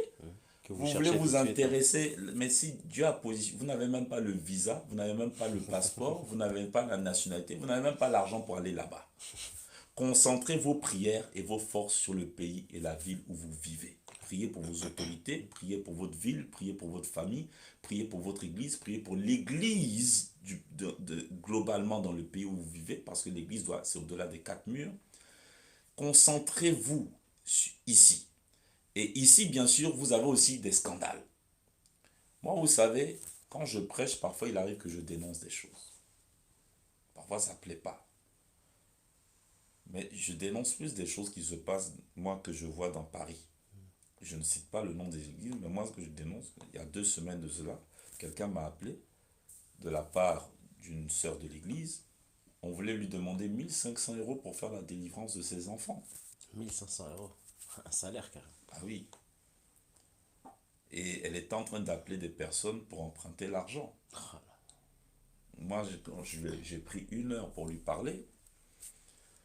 Et après, j'ai prié pour elle. Elle s'est sentie mieux. En plus, ce qui était fort, c'est que le Seigneur a exaucé la prière. Parce que le lendemain, les enfants qui vivaient une oppression, je dis Seigneur, pour montrer à cette dame, parce que parce qu'il y a des gens, parfois vous leur parlez, ils vont quand même donner l'argent, c'est incroyable. Vous avez fait 2 heures, vous avez tout expliqué de la Bible, que Dieu dit ça, il dit ça, il dit... Les autres sont venus avec une prophétie. Vous citez tout ce que Jésus dit, ils vont quand même donner l'argent, parce qu'ils ne veulent pas mourir, ils veulent être désenvoûtés, parce que les gens sont devenus paresseux dans la prière. Et quand j'ai prié, j'ai dit Seigneur, ces enfants qui sont oppressés par la sorcellerie, là, envoie un ange cette nuit. Ça, c'est par la foi. C'est pas Dieu. Il envoie un ange. Le lendemain, les enfants ont dit à la maman qu'ils ont vu un être lumineux. Wow. Même moi, j'étais étonné. Elle m'a appelé, pas le lendemain, mais après. Elle attendait que moi, je la rappelle. Je dis, 1500. Je vous assure qu'à Paris, il se passe des choses abominables. Mais ce n'est pas parce qu'il se passe des choses abominables qu'on va se décourager du principe de Dieu. Nous devons montrer à Satan que s'il y a le, comme on le dit toujours, s'il y a le faux, il y a le vrai. Satan, il joue de nous. Il s'amuse. Il sait que on est enfant de Dieu. Est-ce que pasteur, il profite, on va dire, de certaines situations en disant comme quoi, eh ben, en fait, ben, regarde là pour l'instant, eh ben, tu restes au même endroit, tu habites dans un studio, vous êtes 15 dans ce studio. Est-ce qu'il profite de ça? Ah oui, là, vous voulez pour décourager maintenant. Oui. Bien sûr, vous allez, si les gens m'entendent ce soir, il est possible que parfois l'ennemi parle dans les pensées. Il y a les esprits de découragement. Parce que quand on parle de Satan, il faut comprendre que là, on parle du monde spirituel. Donc l'ennemi cherchera toujours à décourager, Dieu t'a abandonné, ce genre de choses. Mais il faut refuser ces pensées-là. Ça veut dire qu'il faut être fort dans la foi, non? Il faut être fort. Et c'est pour ça que quand vous venez à Christ, vous êtes un bébé, vous grandissez. Oui, Donc grandir, ça veut dire se fortifier en esprit. c'est ça. Ouais. La Bible dit que Jésus grandissait en stature, en sagesse, en grâce devant Dieu et devant les hommes. Donc vous êtes appelé à grandir en foi, grandir en stature, en sagesse. Et d'où l'importance d'avoir une relation avec Dieu. Mais Dieu aussi, il a mis l'Église en place pour vous former, pour vous fortifier. Amen. Amen. Alors, pasteur, il nous reste 10 petites minutes. Il est 22 heures sur VL1. Pasteur, comment voyez-vous l'église de demain? Est-ce que c'est une église qui doit travailler ensemble avec d'autres églises? Est-ce que c'est une église qui doit être de plus en plus dans le digital? Est-ce que c'est une église qui doit maintenant parler, on va dire, d'enseignement qui parle du ciel? Comment voyez-vous l'avenir? Moi, je dirais que chacun marche selon l'appel qu'il a reçu de Dieu. C'est ce que Paul dit dans 1 Corinthiens 7, que chacun marche selon l'appel qu'il a reçu de Dieu. Dieu seul connaît son Église. Quand vous lisez le livre de l'Apocalypse, je vais essayer de résumer un peu une pensée que j'ai dans l'esprit là. Vous allez voir que Jean, il est sur l'île de Patmos et c'est pas une vision, c'est une apparition du Seigneur Jésus au milieu de 7 chandeliers d'or. Et la Bible nous donne l'explication, les 7 chandeliers représentent 7 églises. Le chiffre 7, c'est le chiffre de plénitude. Donc ces 7 églises représentent tout type d'églises qui ont existé, qui existent et qui existeront. Jésus a dit, je suis venu te montrer les choses qui étaient, qui sont et qui seront. Et la Bible nous dit dans Proverbe que ce qui a été, c'est ce qui sera, il n'y a rien de nouveau sous le soleil. Donc il faut bien comprendre qu'en chaque génération, ces 7 types d'églises existent. Maintenant, le temps serait trop court pour les citer, mais à chaque église, Dieu fait des reproches, Dieu fait des compliments d'abord, le Seigneur Jésus fait des compliments et ensuite des reproches. Je crois qu'il n'y a que à l'église, si je ne me trompe pas, il y a une église à laquelle par contre il ne fait pas de reproches, sinon voire deux. Il y a l'église de Philadelphie, je crois, à laquelle il ne fait pas de reproches. Et il y a l'église de Laodicée, à laquelle il ne fait aucun compliment, mais que des reproches. Et tous ces types d'églises sont déjà sur la terre depuis longtemps. Et ça, il faut bien comprendre que parfois, avoir la puissance du Saint-Esprit, c'est pour faire des exploits. Mais il y a des choses que le Seigneur lui-même a dit, vous ne pouvez pas les arrêter. Le Seigneur a dit, il est impossible que c'est-à-dire, peu importe la puissance que vous avez, le maître que vous servez a dit, il est impossible que le scandale n'arrive pas. Vous voulez prier qu'il n'y ait jamais de scandale qui existe dans les églises. Plus jamais, c'est pas possible. Oh, mais la parole a déjà parlé, la parole divine. Donc à un moment, là, il ne s'agit pas d'incrédulité. Vous savez, la foi, ce n'est pas seulement la foi pour chasser le chômage. Hein. Paul dit, nous avons reçu l'apostolat pour amener les nations à l'obéissance de la foi. La foi, c'est obéir d'abord. La foi, c'est croire ce que Dieu dit. La foi, c'est accepter ce que Dieu dit. Dans la Bible, là, il n'est pas dit que toute la France sera sauvée. Il n'est pas dit que toute l'Allemagne, toute l'Europe sera sauvée. C'est pas vrai.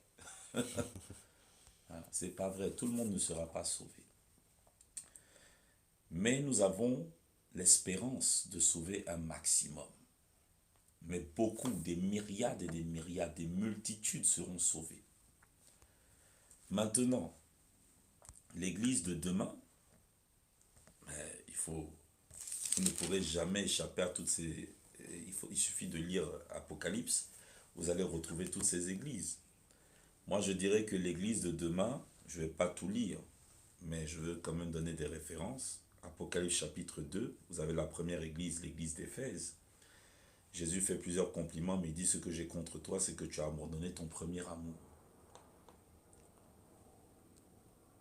Il n'y a pas, en chaque génération, il y aura toujours les mêmes symptômes, positifs comme négatifs. À nous de tirer des leçons pour croître et avancer. Et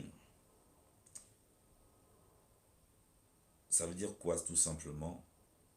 L'église que Dieu attend, c'est une église qui ne se contente pas de faire des œuvres, mais c'est une église qui a un amour passionné. Parce que souvent, aujourd'hui, nous avons des églises professionnelles. C'est pour ça que je veux bien répondre à cette question. Le but de l'église n'est pas d'abord de s'unir avec toutes les églises locales. Le but de l'église n'est pas d'être sur tous les réseaux sociaux, dans tous les médias. Ça, c'est des moyens. La vision, le but ou l'objectif est de faire des nations, de gagner les nations à Christ, leur communiquer la vie éternelle par la prédication du pur évangile, un évangile qui parle de repentance, un évangile qui parle de l'amour de Dieu et du sacrifice de Jésus, que les gens comprennent qu'ils sont sauvés gratuitement, mais parce qu'un grand prix a été payé. Un évangile qui prône le changement de mentalité et un changement de vie. Et un évangile où on doit servir Dieu, bien sûr. Et l'église d'Éphèse, c'est une église qui était beaucoup plus dans le service, l'activisme. Et parfois, dans nos églises, il faut faire attention. Avoir une chaîne de télé, avoir une chaîne de radio, avoir des orphelinats, faire des œuvres sociales ne sont pas l'objectif final. Ce sont des moyens pour arriver à un objectif qui est simplement de toucher ceux qui sont appelés à la vie éternelle. Avoir un beau bâtiment, ce n'est pas l'objectif. Avoir un choral, ce n'est pas l'objectif. Aujourd'hui, vous avez plein de chorales gospel. Je crois qu'on est à la fête de la musique. Vous avez chorale gospel et chorale gospel. Vous avez des chorales gospel remplis de païens C'est ça. que les pasteurs acceptent. Ça, moi, ça me choque. Comment des pasteurs, des prophètes peuvent accepter de faire des castings? Et vous allez voir que tous les chants sont en anglais. Ça, je profite pour le dire. Parce que quand ces gens chantent en anglais, ils ne comprennent pas. Vous savez, le nom de Jésus, il passe inaperçu. Jesus Christ. Ça, c'est de l'hypocrisie. Mais vous allez voir, c'est une église, comme Jésus dit, je connais tes œuvres, tout ça. Toi, personnellement, tu ne vis pas dans le péché. Mais c'est un péché. Tu cherches à plaire aux gens. Vous avez aujourd'hui beaucoup d'églises qui cherchent à louer des belles salles. C'est pas un péché de louer la belle salle, mais c'est quoi la motivation? Exactement. Motivation, le but, qu'est-ce qu'on va Voilà. faire? Le but, c'est pas d'avoir des hôtesses, des hôtes d'accueil bien habillés, tout ça. Non, ça, il faut faire attention. Dieu veut ça, mais ça peut être une séduction. Et moi, il y a des gens qui me disent parfois, oh, dans telle église, il y a l'amour. Il n'y a pas l'amour. C'est du professionnalisme. Et l'église est appelée à être professionnelle. Moi, je crois que Dieu veut ça. Que nous soyons aussi plus excellents dans notre façon de filmer. Je précise parce que je ne veux pas que les gens pensent que je suis contre. Moi, il y a des choses que je ne fais pas parce que je trouve que ce serait médiocre. Comme, pasteur. Moi, je sais qu'à un moment, il y a des gens qui disent, ah, pasteur, filme les cultes, filme les cultes. Moi, j'ai même filmé les cultes Facebook sous un peu la pression. Et puis après, j'ai vu que Dieu a béni, j'ai eu des retours. Ah, pasteur, j'ai été délivré, j'ai été rempli du Saint-Esprit. Je me suis dit, on dirait que Dieu travaille, hein, même si on filme bizarrement. Mais parce que c'est vrai que nous sommes appelés à aussi, nous avons un Dieu excellent. Nous avons un Dieu grand. Nous devons faire aussi des bonnes choses pour ce Dieu. Mais moi, je suis quelqu'un, je dis franchement, même si on commence comme ça, il ne faut pas qu'on s'arrête là. Il faut qu'on continue. C'est pas parce qu'on a commencé à filmer, ça n'empêche pas Dieu de se manifester, mais il faut qu'on améliore le son, il faut qu'on améliore l'image. C'est médiocre. Hein, moi, aujourd'hui, si quelqu'un me filme, je vois que c'est bizarre, je dis, mon frère, il faut t'asseoir, lui, il sait mieux faire, il faut lui donner. Parce que, ça, mine de rien, ça joue dans la communication. Ça, faut en parler. Et ça représente quand même, nous représentons Dieu et son royaume. Nous avons un grand Dieu, nous devons faire de grandes choses. C'est aussi ça, pardon, pasteur, aussi l'église de demain, la qualité. Moi, je pense que Dieu veut la qualité, mais une qualité qui commence dans le cœur. Parce que vous savez, il y a un enseignement aujourd'hui qui parle de l'excellence. Et cette excellence, vous allez voir qu'il y a des églises où on met la pression aux gens, il faut toujours être en uniforme. Ce qui n'est pas mauvais forcément. Mais les gens n'ont même plus d'argent, mais ils mettent maintenant 100 € l'uniforme à chaque programme, ça sort de leur poche, on ne cherche pas à savoir qui n'a pas, on leur dit, moi, il faut avoir la foi. Ça devient une entreprise, c'est comme une boutique.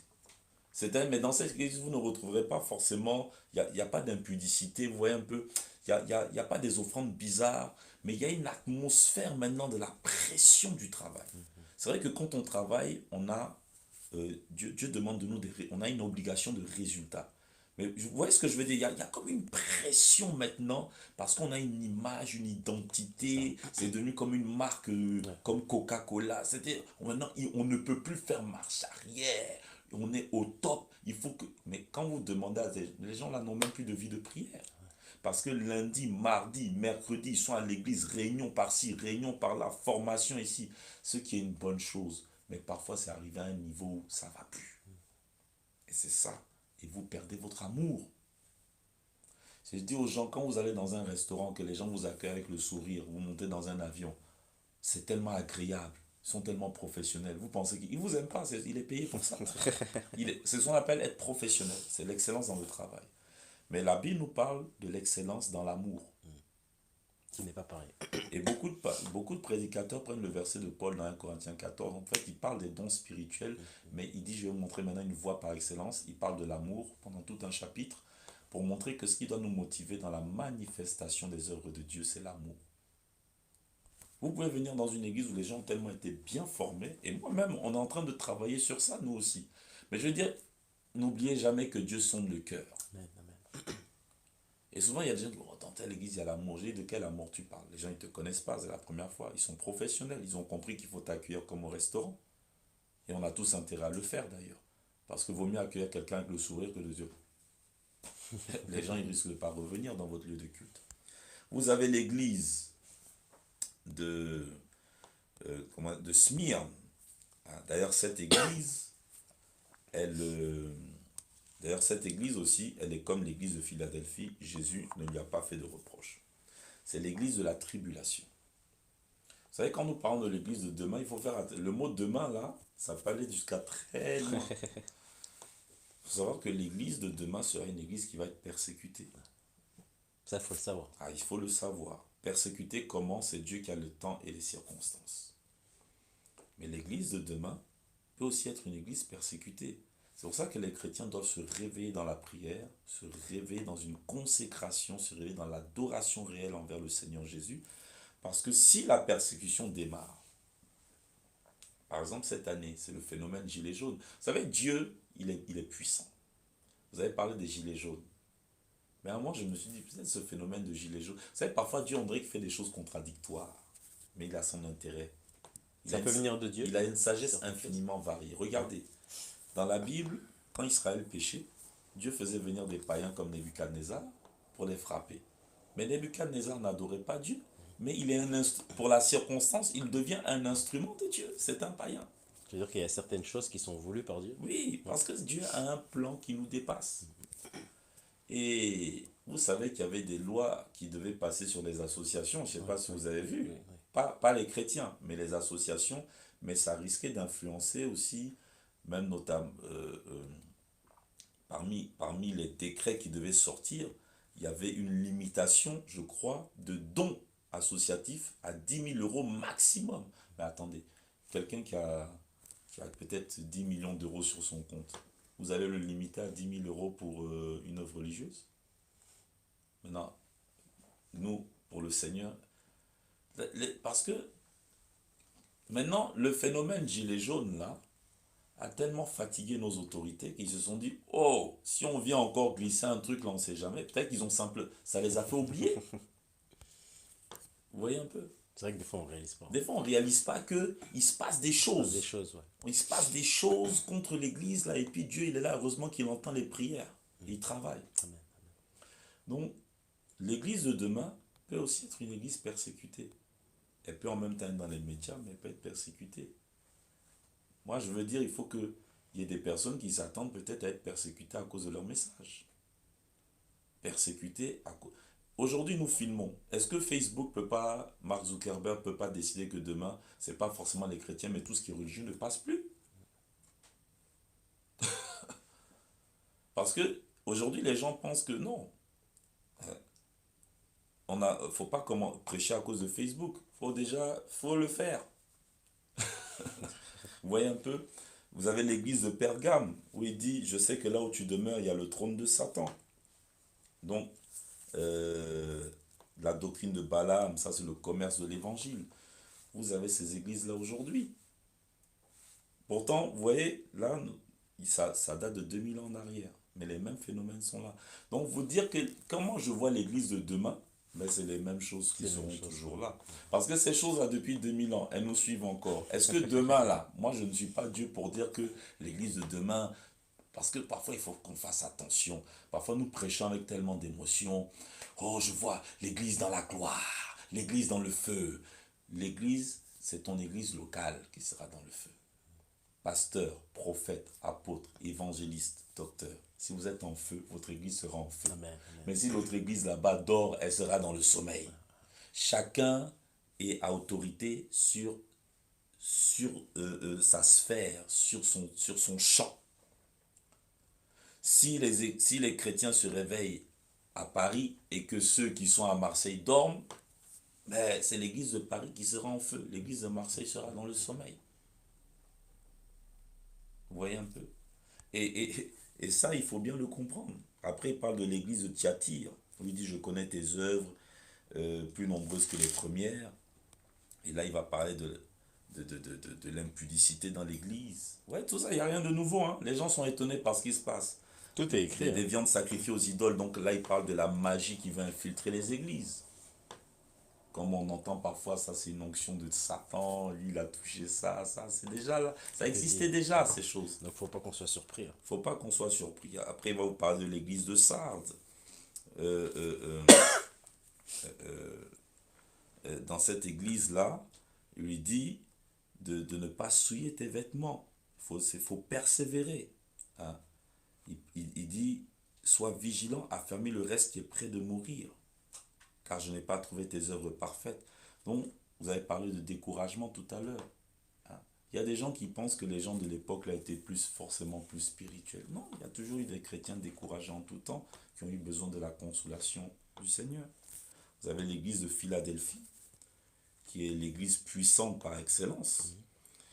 Et ça, c'est, je dirais, pour tous ceux qui étudient la parole, ce serait le souhait de notre cœur. Parce que c'est vrai que même si on parle de persécution, il y a un temps pour tout. Moi, je crois qu'il y a un temps que Dieu va permettre, même s'il y a des persécutions. Nous avons déjà la parole de Dieu.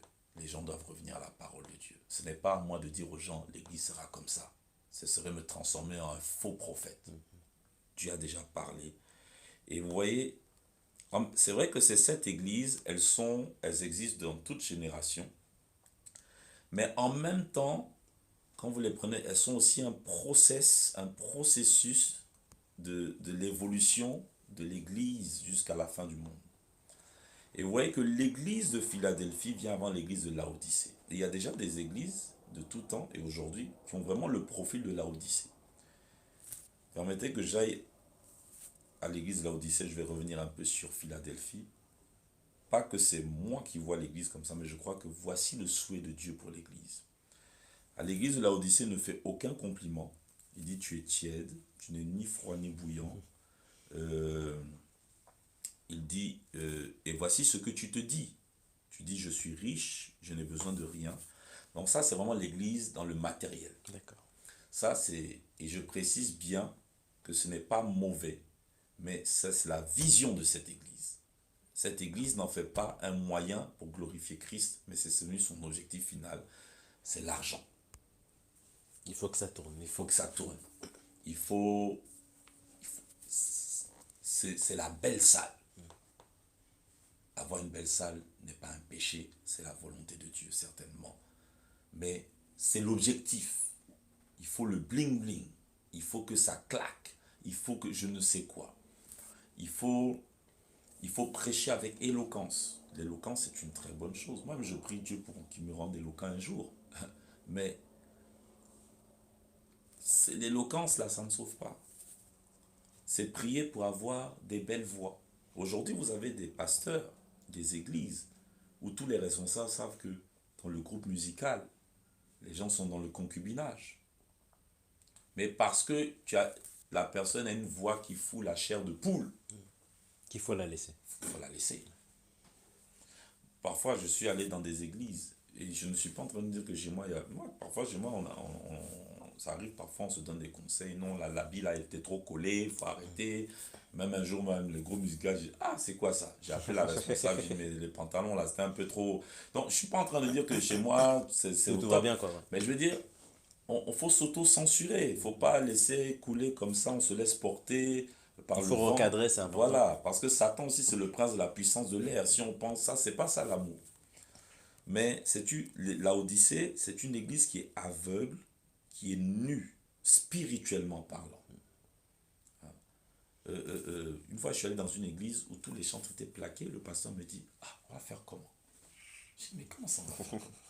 Non, mais on est déjà au programme et tout. J'ai dit que Dieu nous redonne l'esprit de force et l'esprit des prophètes pour pouvoir un jour peut-être dire à nos groupes là, c'est vrai, hein, j'ai organisé le programme pendant un mois. Mais l'habit que vous avez porté là, tout le monde assis. Même l'orateur invité, il est étonné. Parce que la maison de Dieu est une maison sainte. Mais parce que vous voyez, ça c'est compliqué maintenant. Hein? Parce qu'on sait qu'on va être filmé sur Facebook. Parce que je sais qu'il y a des gens qui veulent regarder mon groupe musical. Il y a des gens qui veulent regarder ma prédication. Donc on modifie un peu. Donc Donc c'est dangereux quand même. Donc c'est là que je dirais, est-ce que tu auras le courage de prêcher contre l'homosexualité quand tu seras filmé, ou tu le prêcheras que quand tu ne seras pas filmé? Pas qu'il n'y a que ça comme péché, mais je veux dire, vous comprenez ce que je veux dire. Et c'est-à-dire là maintenant, même moi je me suis posé la question un jour, est-ce qu'il ne faudrait pas qu'il y ait certains cultes où on ne filme pas, pour permettre vraiment à tout le monde d'être concentré. Ah, le caméraman, là, toujours, tu vois, tu pries quand? Toi qui prends tout le temps les photos, là, tu as toujours un côté un peu... Vous voyez un peu? Ah, Hein. Ça, peut-être que des gens vont trouver que je me pose trop de questions, mais je me pose des questions sincèrement sur l'église de demain. L'église, là, sur ces points-là, qui sont des bénédictions, nous sommes en train, si nous ne faisons pas attention, nous sommes dans la... Regardez aujourd'hui, les gens vont dans des concerts chrétiens. En plein concert, au moment où les chœurs montent, vous sentez même la présence de Dieu dans la salle. Voici quelqu'un qui va prendre son téléphone, selfie, il filme là. Mais tu fais quoi? C'est le moment de se mettre à genoux. C'est le moment de lever les mains vers Dieu. on peut rater une bénédiction à On cause de peut ça. rater une bénédiction comme ça. Même un jour, c'est assez rare, mais il n'y a pas très longtemps, même pendant le programme, quelqu'un m'a dit, ah, pasteur, pourquoi on n'a pas filmé? Je dis, je sais pas. J'ai senti de ne pas filmer aujourd'hui. Et bizarrement, on n'a pas filmé. C'est là que Dieu s'est le plus manifesté pendant les 3 jours du programme. Peut-être parfois, il faut simplement écouter Dieu. Parfois, on est peut-être trop à la recherche aussi de reconnaissance. Ici, on n'est pas dans un culte. C'est différent. Mais parfois, dans le culte, là, est-ce qu'on n'a pas amené la distraction dans le culte? Est-ce que est-ce que c'est obligé que le monde voie nos cultes? Parfois même, vous voyez, on est tellement dans la démonstration que vous priez pour quelqu'un. Tous les démons de la terre se manifestent dans ce corps-là. Il faut filmer pour montrer que Dieu nous utilise.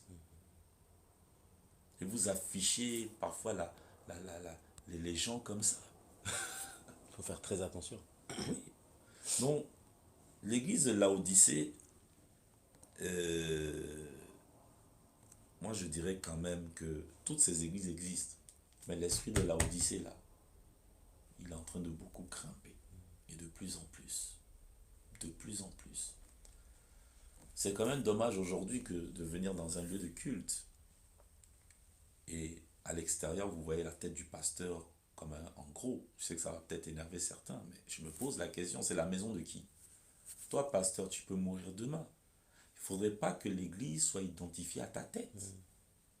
Bien sûr qu'on ne voit pas Dieu. Bien sûr qu'on sait que tu es là. Et le pire, c'est que ça, c'était dehors. Mais quand vous entrez dedans, vous trouvez encore la tête. Parfois même, vous trouvez même 3 photos maintenant. Les kakemono avec... Vous trouvez parfois 2 photos, 3 photos. Sur chaque poster, il y a la photo du pasteur. Ça va très loin. Donc, et parfois, ces personnes-là, je ne dis pas qu'elles sont satanistes. Mais peut-être qu'il y a un vent qui te pousse.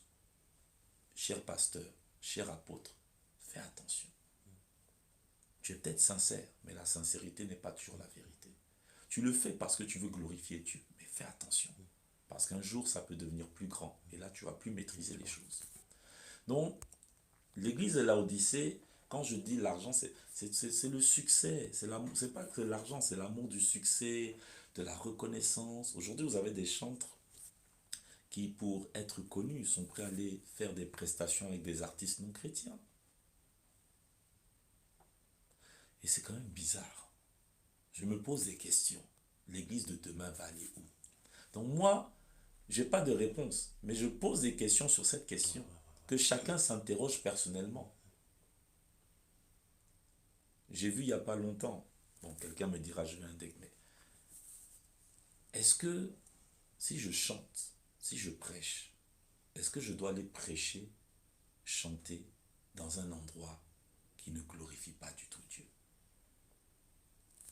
On dira oui, il faut prêcher en toutes circonstances, il faut chanter, mais on m'a donné de l'argent. On m'a donné de l'argent, c'est ce que vous ne dites pas. Donc c'est compliqué.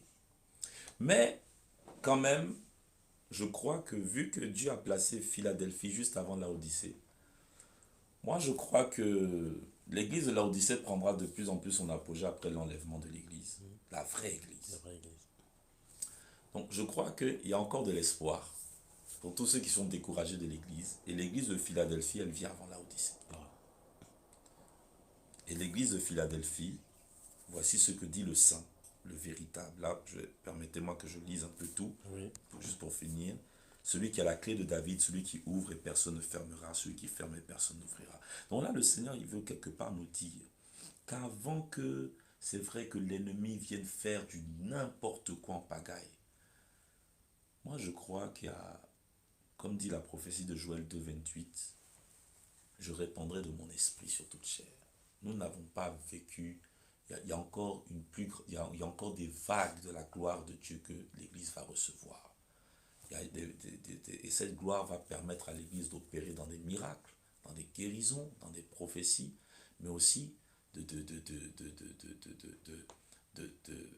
manifester des projets qui ne pouvaient, comme dans les médias, la télé, la radio et autres, des œuvres sociales, des orphelinats, parce que la puissance de Dieu, c'est dans tous ces domaines. Hein. La puissance de Dieu, c'est quand vous arrivez à faire quelque chose que vous n'arriverez pas arrivé à faire avant. Et il dit, parce que tu as peu de puissance et que tu as gardé ma parole, que tu n'as pas renié mon nom, j'ai mis devant toi une porte ouverte que personne ne peut fermer. Voici, je te donne de ceux de la synagogue de Satan qui se disent juifs et ne le sont pas, mais qui mentent. Je les ferai venir se prosterner à tes pieds et connaître que je t'ai aimé, parce que tu as gardé la parole de la persévérance en moi. Je te garderai aussi à l'heure de la tentation qui va venir sur le monde entier pour éprouver les habitants de la terre. Je viens bientôt, retiens ce que tu as, afin que personne ne prenne ta couronne. Moi, je crois que Dieu veut que la vision de Dieu, c'est qu'on soit ce genre d'église. Une église persévérante. Une église vraiment persévérante. Donc, persévérer malgré les mauvaises nouvelles. Persévérer malgré certains échecs. Persévérer malgré le fait que peut-être vous voyez ces personnes qui se disent apôtres, prophètes, grandir, avoir une forme de succès. Et vous trouvez que vous avez peu de puissance. Mais le Seigneur dit, à cause de ça, même si tu as peu de puissance, je le répète ici, il dit, je vais mettre devant toi une porte ouverte que personne ne pourra fermer. Alors moi, je crois que l'église de demain, Dieu ouvrira des portes. Avant que l'église de Laodicée ne vienne tout contaminer, elle est déjà là, cette église. Mais Dieu ouvrira des portes que nous n'avons pas encore vues. Donc l'église ira de succès en succès, de gloire en gloire, jusqu'au temps que Dieu aura voulu que l'église s'en aille. Donc attendez-vous à ce qu'il y ait des vagues de puissance, des vagues de miracles. Et là, je mets en garde certaines personnes, quand ces choses arrivent et arriveront, parce qu'elles ont déjà commencé, ne dites pas que c'est le diable. Parce que quand nous parlons de la puissance de Dieu, Dieu peut faire au-delà de votre imagination. Ne dites pas qu'il y a combine. Priez Dieu qui vous donne le discernement. Et l'Église est bien sûr appelée à être dans l'unité. Dans la Pentecôte, vous avez 2 pains. Ces 2 pains représentent la nation juive et les nations païennes comme nous, qui ont été unifiées pour former un seul corps. Donc l'Église est appelée à être dans l'unité, mais quand nous parlons d'unité, c'est déjà à l'intérieur de votre Église locale. Vous savez, les gens parlent beaucoup d'unité. Vous savez que mais avant de penser à à faire trembler le monde, unifiez déjà votre Église locale. Avant de penser à unifier toutes les églises locales, parce que parfois vous allez voir des gens, ils veulent travailler en unité, tout ça. Mais vous-même, vous avez une division pas possible dans votre propre communauté. Donc déjà arranger le problème. Voilà, déjà les personnes qui sont là, il faut les unifier. Il faut les unifier. Il n'y a pas d'unité parfaite, mais il faut les unifier. Et bien sûr, il faut travailler aussi dans les connexions, selon que Dieu permet. Il ne faut pas forcer les connexions, mais il faut accepter aussi les connexions. Il faut les accepter. Parce qu'on ne peut pas aussi travailler, il faut comprendre une chose. Vous ne pouvez pas travailler avec toutes les églises. Il y a des personnes qui veulent travailler avec tout le monde, c'est pas possible. Pourquoi, pasteur? Pourquoi? Parce qu'on est tous différents, chacun a sa mission.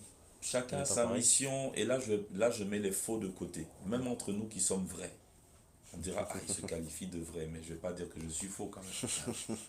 Hein, hein. Être vrai, c'est Dieu qui est bon. Nous, on est vrai. Mais la bonté, même, c'est Dieu qui l'a. La perfection, c'est Dieu qui l'a. Être vrai ne veut pas dire être parfait.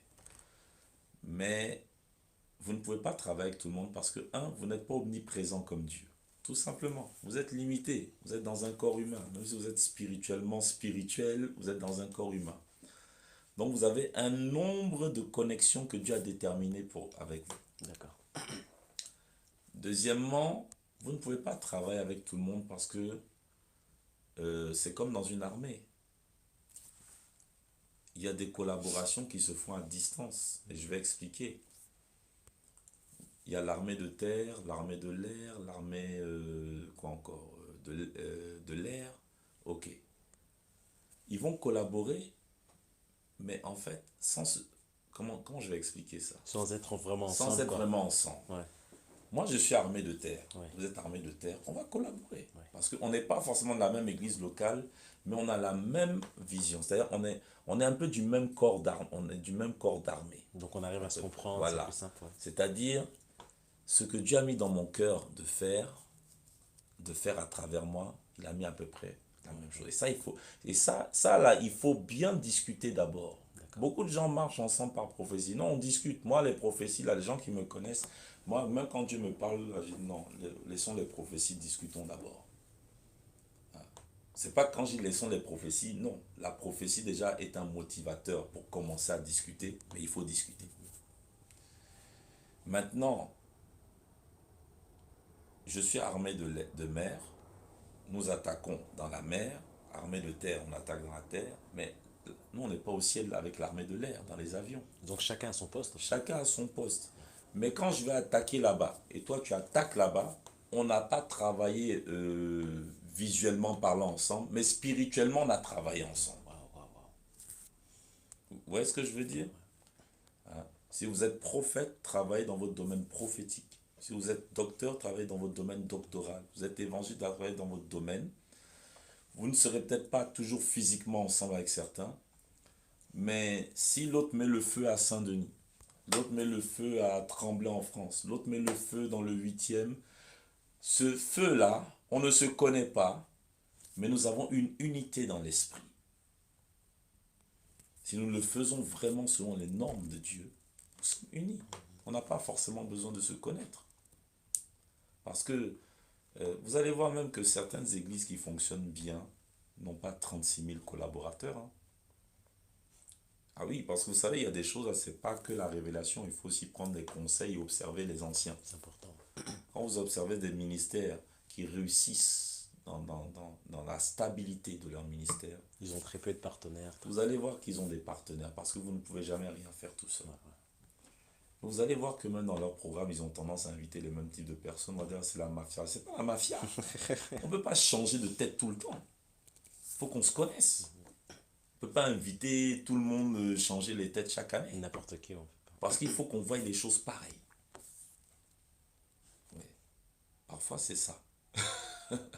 Hein, parfois, c'est pas que nous sommes des faux, mais nous n'avons pas le même type d'appel. Ouais, ouais. Et si on veut se mélanger ensemble, on va se bouffer le nez.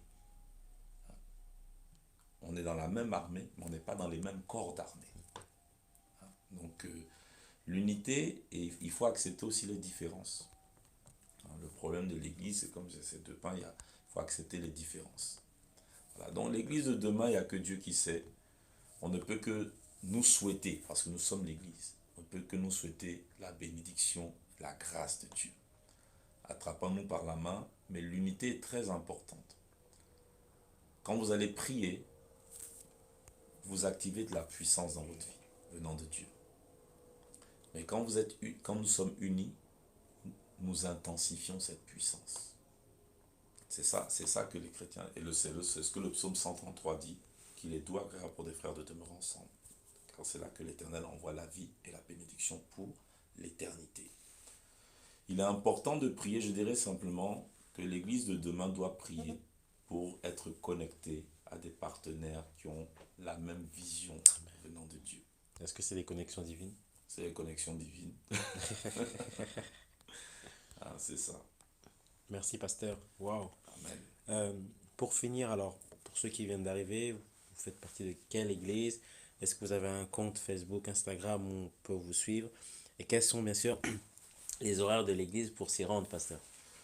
Le nom de l'église, je répète, Assemblée de Dieu des Nations, ADN.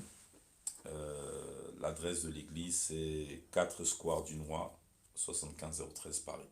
Et c'est sur le métro ligne 6, l'arrêt c'est Chevaleret. Et nous sommes là tous les dimanches à partir de 9h30. D'accord, Voilà. Et nous sommes en évolution.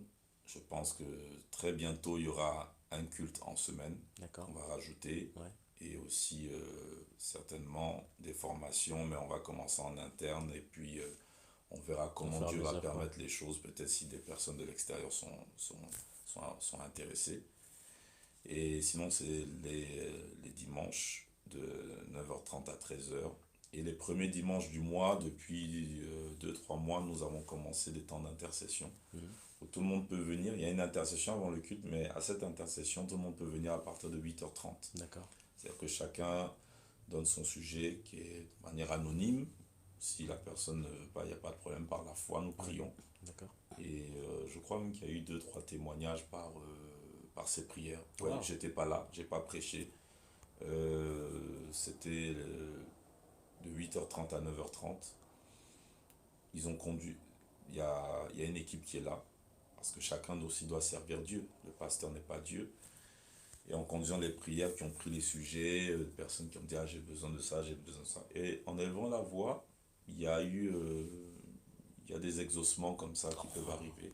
Donc d'où l'importance aussi qu'on c'est prie ensemble. important. Amen, Qu'on c'est prie très ensemble. important. Ouais. Qu'on prie ensemble.